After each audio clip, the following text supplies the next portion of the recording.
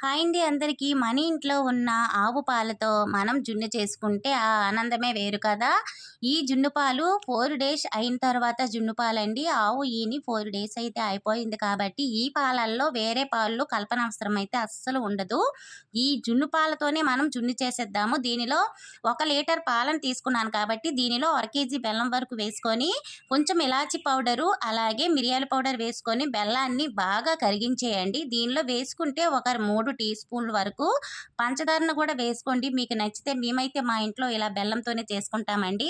ఇప్పుడు ఒక పెద్ద గిన్నెలో వాటర్ వేసుకొని దానిపైన స్టాండ్ వేసి మనం కలుపుకున్న పాల గిన్నెని స్టాండ్ మీద చక్కగా వేసి మొత్తం గాలిపోకుండా కవర్ చేసేయండి. ఎందుకంటే వాటర్ అనేది బాయిల్ అయినప్పుడు ఆ ఆవిరితోనే ఈ జున్ను అనేది ఉడుకుతుంది. ఇక్కడ నాకు 1 అవర్ అయితే పట్టిందండి. గంట పట్టింది. ఒక గంటలోని మనకి జున్ను అయితే రెడీ అయిపోతుంది. ఆవిరైతే బయటికి రాకూడదు. ఇప్పుడు జున్ను ఉడికిందా లేదని ఇలా ఒకసారి టెస్ట్ చేసుకోవాలి. జున్ను అయితే ఇక్కడ నాకు రెడీ అయిపోయిందండి. ఇప్పుడు మనము ఈ గిన్నెని కిందకి దించి చల్లగా అయిన తర్వాత ఈ ఇజ్జిల్ని కట్ చేయాలి. చక్కగా వచ్చేస్తుంది. గడ్డలాగా వస్తదనమాట. చాలా బావుంటదండి. అదే మన ఇంట్లో పెంచుకున్న ఆవు పాలతో జున్ను చేసుకుంటే ఆ ఆనందమే వేరుగా ఉంటది కదా!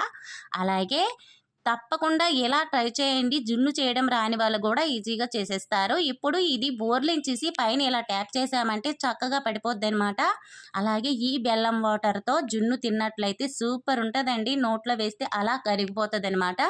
ఇప్పుడు మనం కట్ చేసుకుందాము. చూసారు కదా ఎంత చక్కగా కేక్ ముక్కలాగా కట్ అయిపోతుందో.